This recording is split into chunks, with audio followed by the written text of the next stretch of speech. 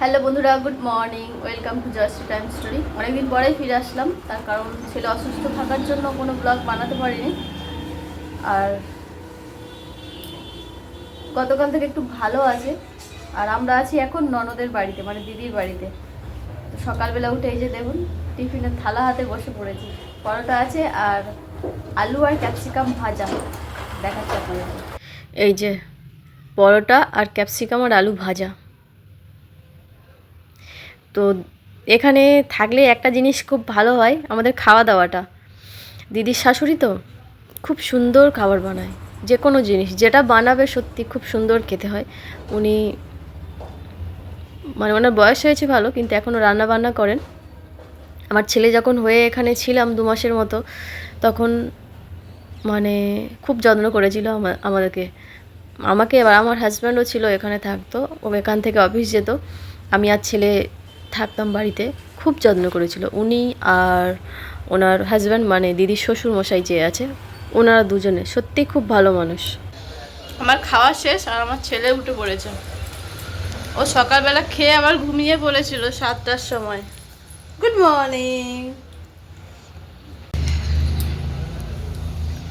সোনা, সোনা, এদিকে ঘোরো। পাখি, পাখি, গুড মর্নিং টুকি।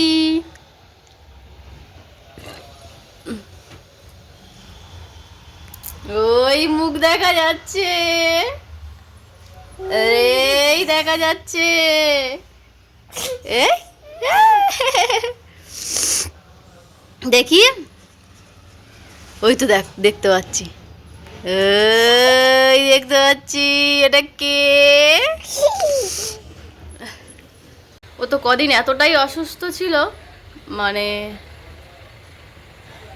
এতদিনে এরকম অসুস্থ ও কোনো দিনই হয়নি। যাই হোক, ভগবানের কৃপায় এখন ভালো আছে। জ্বর আর আসছে না, বমিও বন্ধ হয়ে গেছে। উঠে পড়ো।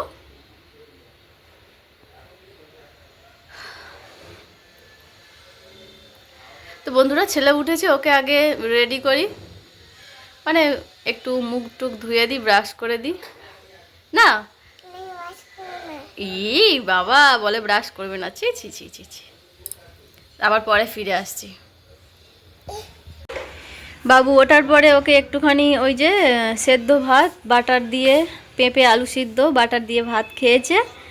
আর তারপরে ওখানে একটু পেয়ারা কেটে দিয়েছি। ও এখন এই যে খেলা করছে গাড়ি নিয়ে।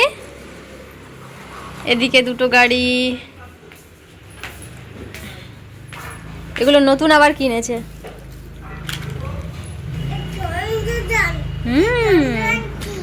চন্দ্রযান 3 ওটা? ওরে বাপরে, তুমি সব জানো। তো এখন খেলা করবে এখানে। আর জানালা টানালা সব খুলে দিয়েছি একটু আলু বাতাস ঢোকার জন্য। আর আমি যাব এখন, কিছু জামা কাপড় কাচার আছে, কেচে নেব, নিয়ে তারপরে স্নান করব। তো আবার পরে ফিরে আসছি, আগে কাচাকুচি কমপ্লিট করে নিয়ে তারপরে আবার ফিরবো। ও এখন খেলুক এখানে। আর দিদিদের এই ঘরটা না, আমরা আসলে এখানেই থাকি। এটা অ্যাকচুয়ালি আমাদের ঘর, আমাদের জন্য। এই খাটটা বিয়েতে দিয়েছিল। ওরা থাকে না, ওরা ওই ঘরে, পাশের ঘরে থাকে, আমরা এই ঘরে থাকি। আসলে যখন আসে, আমার ছেলে যখন ছোট ছিল, ওর বয়স ছিল তখন, একদম 3-4 দিনে ছুটি হয়েছিল হসপিটাল থেকে, এসে এখানেই ছিলাম 2 মাস। এই ফেলছিস কেন? ফেলো না বাবা, তুমি বাটিতে রেখে দেবে, ঠিক আছে? না খেলে ফেলে দেবে না। কেন আমি তোকে বারণ করেছি, তুমি ফেলবে না। নিচে বকবে, নিচে দাদু কাজ করছে, বুঝেছো? বকবে। তুমি খেলা করো, আমি জামা কাপড়গুলো কেচে নি বাবা, না হলে এই ছোটোবেলায় শুকনো হবে না, ঠিক আছে? তুমি খেলা করো। স্নান টান সেরে চলে এসেছি ছাদে। আর ছাদে থেকে, দিদিদের ছাদে থেকে চতুর্দিকের ভিউটা দেখুন। ওই নিচের থেকে গেছে কিন্তু মেন রোড, যার জন্য হয় প্রচুর পরিমাণে ধুলো, কন্টিনিউ গাড়ি চলে আর ধুলো। রাস্তাটা তো ভালো নয়, মানে রাস্তাটা ইট ফেলে দিয়ে গেছে, তারপরে আর কোনো কিছু করেনি, মানে প্রচণ্ড পরিমাণে ধুলো।